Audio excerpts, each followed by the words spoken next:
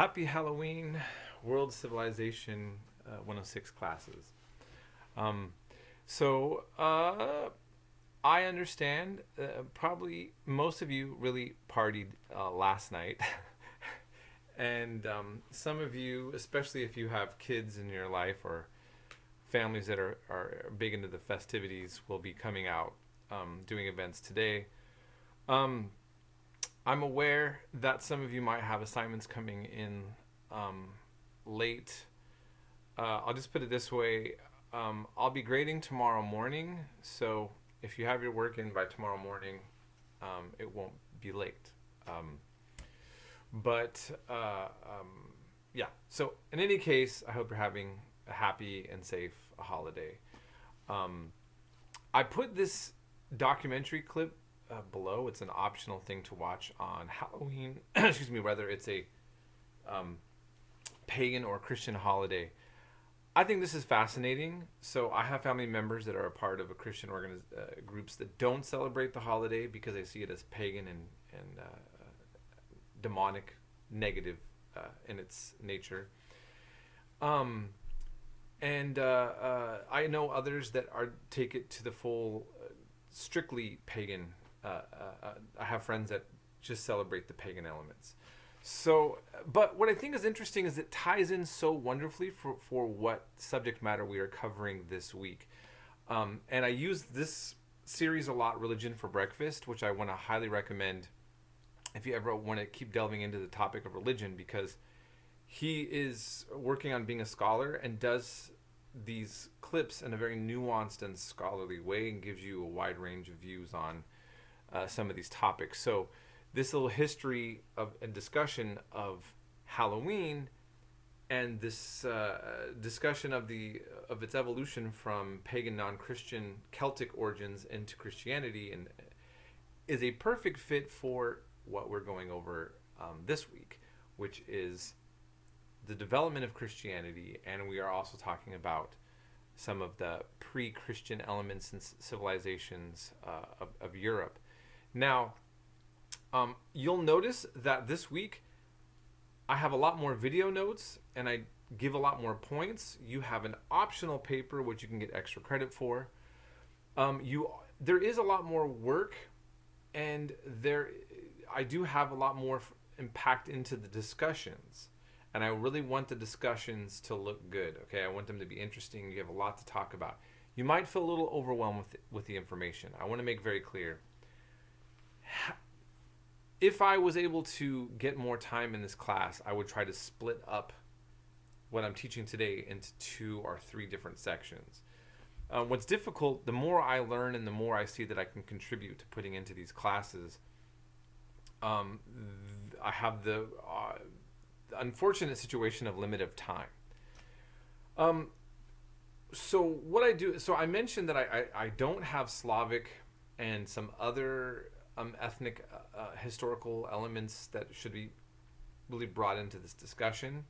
I will actually cover African Christianity in the next few weeks, and so I will be covering that. The bottom line is I'm acknowledging that there are some limitations and some important histories that are being overlooked, mainly due to the fact of not just time. I've been involving my own knowledge, and I'm kind of drawing in the things that I know better. So Slavic paganism, for instance, is not my strength at this point. Okay, but here's what I want you to think about as we're covering this week's topics. I'm going over the fact that Europe had a tribal pagan world that believed in gods of nature, had their own pantheons, their own realms of gods, their own sacred groves. And really what I want you to think about is the European pagan pre-Christian world is very similar to Native American religion and cultures and African. In other words, tribal, having local gods and deities that come out and linguistic groups that might be related, but maybe all these people don't see themselves as related. It's something that historians can look back at and see linguistics and history and interconnectedness.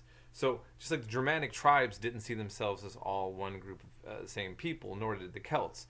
and they fought with each other, right? At times, and then you have uh, uh, the Roman Empire switched to Christianity and then become such a major influence, and so all of this ties in. And what I want you to just kind of like focus on and get your mind around, even though there's a lot of information that's happening this week, is that paganism, which was the main religion of Europe and actually the world, if you really want to put it that way, and the incorporation of Christianity isn't this smooth transition where, okay, everybody was pagan and then it's cut off, they convert to Christianity and we're done, we're moving on. There, to this day, I mean, look at our calendar. Thursday is Thor's Day.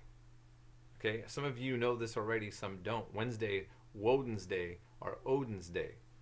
It's even in our calendar still. And these are Germanic gods. So partly, just to clarify too, some of you just think of Germanic applying to Germany, but Germanic was, English is Germanic tongue, Dutch is a Germanic tongue, German is a Germanic tongue. They're related linguistically in that sense. That's what we're talking about. So, anyhow, I'm trying to show you this whole process that weaves together. I'm also trying to show you how Christianity ends up becoming a world religion when we cover that. And I'm also trying to get you to learn about how the Bible is formed. Much of what I cover in this class is not something that you're going to get in church. It's not necessarily opposed to all the information that you would get in church. Many of your pastors or your priests went to seminaries. They learned much of what I'm teaching. It's just not something that is commonly taught within sermons. And some of it is controversial to, let's say, a person who takes the Bible literally and has a certain set version or idea of it. Remember that I'm never telling you what to believe. I'm not doing that. I'm trying to give you a set of secular historical perspectives that sometimes actually correlate with even other religious points of view. I'm not advocating any of those. I'm just kind of trying to get you into an understanding about a religion that most of you have grown up in, certainly is a dominant part of Western civilization, but actually putting it in a context that you've maybe never thought of, and maybe will get very little exposure in regarding this kind of information ever again. But especially with the idea of canonization of the Bible. How did the Bible come to us? Like the different books that were picked and so on. I think this is a very interesting story. Now look, you're very busy, and I know that a lot of you have been having a difficulty focusing at times on these classes.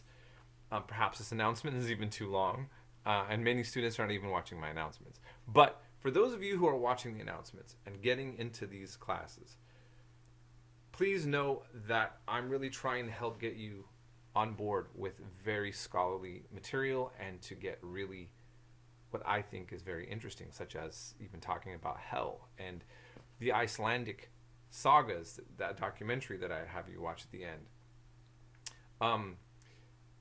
This all should be very fascinating stuff, and it really intertwines Western civilization with world civilization. And like I said, we're going to be going over Islam, the other major world religion, right?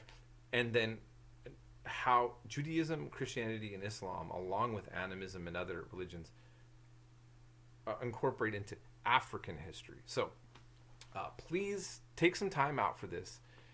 Get into this, and I think that you're going to find yourself really, really rewarded on a personal level,